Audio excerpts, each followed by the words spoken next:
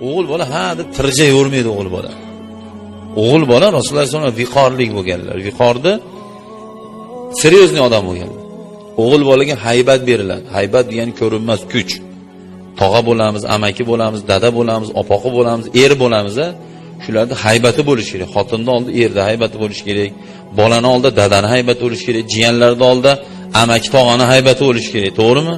O'sha haybat ketkazadigan narsa o'sha ha deb kulaverish va bachkana qilinglar. Deb o'zlaring o'tirishlaringni bir yaxshincha videoga olib, deb o'sha gruppalarga tashlab, ahvolimizni qaranglar bolalar deydi. Oshga osh yegani borasizlar.